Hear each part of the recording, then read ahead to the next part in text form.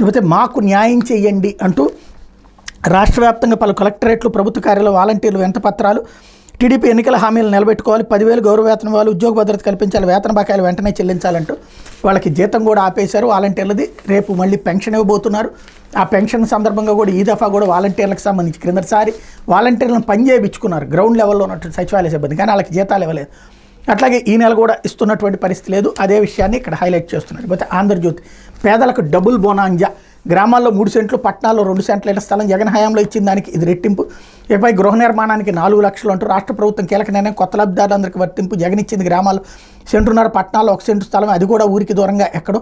సేకరణ కేటాయింపులు, అవకతవకలు, గృహ నిర్మాణంపై చంద్రబాబు కీలక సమీక్ష అంటూ ఇది కూడా ఒక కుకింగ్ స్టోరీస్. ఎంత జాగ్రత్తగా ఉంటారంటే టిట్కో ఇళ్ళు ఎక్కడ కట్టారో ఒక్కసారి చూసిరండి. రాష్ట్ర వ్యాప్తంగా ఎక్కడైనా టిట్కో ఇళ్ళకి సంబంధించి చంద్రబాబు గారి టైంలోనే కదా, అవి కూడా ఊరు బయటే కదా. ఎక్కడి నుంచి వస్తే స్థలాలు ఊర్లో ఉన్న ఇళ్ళన్నీ కూల్చేసి కొత్తగా కడతారా? ఇది ఒక నాటకం. ఎవరు చంద్రబాబు గారు కడితే అది స్వర్గలోకంగా ఉంటుంది, అదే జగన్ కడితే రాక్షసత్వంగా ఉంటుంది. ఇదో ప్రచారాన్ని చేయడం అన్నటువంటి సహజసిద్ధం అలవాటు అయిపోయింది. టిట్కో ఇళ్ళు ఊరు చివరన ఎక్కడో ఒక 2 కిలోమీటర్లు 3 కిలోమీటర్ల అవతల కట్టారు. ఆ తర్వాత కాలంలో ఆ ఏరియాలు కలుస్తాయి ఖచ్చితంగా. ఎప్పుడు ఊర్లో స్థలాలు ఉంటాయా ఖాళీగా ఎవరికన్నా? ఇప్పుడు విజయవాడలో కట్టిన టిట్కో ఇళ్ళు చూడండి, గుంటూరులో కట్టిన టిట్కో ఇళ్ళు చూడండి, పొన్నూరులో కట్టిన టిట్కో ఇళ్ళు చూడండి, ఎక్కడ ఉన్నాయి అవి?